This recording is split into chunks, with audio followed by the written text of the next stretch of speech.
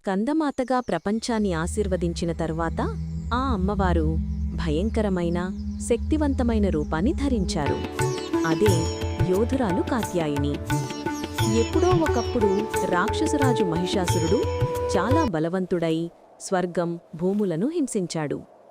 దానివల్ల దేవతలందరూ కలిసి ప్రార్థించారు. వారి శక్తుల సమాహారంతో ఒక దివ్యజ్యోతి ఉద్భవించింది.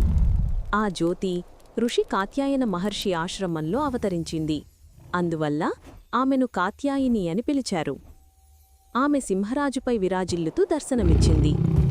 ఎరుపురంగు అగ్నిలా మెరిసే చీర కట్టుకుంది. ఆమెకు 4 చేతులు ఉన్నాయి. ఒక చేతిలో ఖడ్గం, మరొక చేతిలో త్రిశూలం, ఇంకొక దానిలో కమలం, మరొక చెయ్యి భక్తులను ఆశీర్వదించే స్థితిలో ఉంది. ఆమె కన్నులు ధైర్యంతో నిండి ఉన్నాయి. ఆమె ఉనికితోనే పర్వతాలు కదిలిపోయాయి. మహిషాసురునిపై యుద్ధానికి కాత్యాయిని బయలుదేరింది. ఆకాశం మెరుపులతో గర్జించింది. భూమి కంపించింది. సింహం గర్జనతో గాలి మారుమోగింది.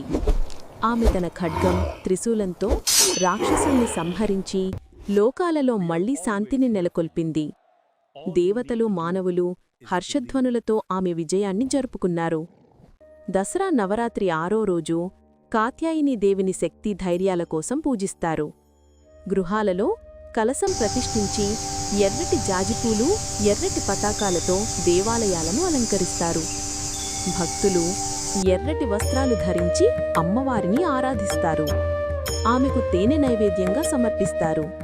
అది మాధుర్యం, ఆరోగ్యం ఇస్తుందని నమ్మకం. పిల్లలు ఆసక్తిగా ఆమె ధైర్యగాథ వింటారు. నిజమైన ధైర్యమనేది మంచిదాన్ని రక్షించడం అని వారు తెలుసుకుంటారు. కాత్యాయిని దేవి వారిని చిరునవ్వుతో ఆశీర్వదిస్తూ ధైర్యంగా, గర్వంగా నిలబడే శక్తిని ప్రసాదిస్తుంది.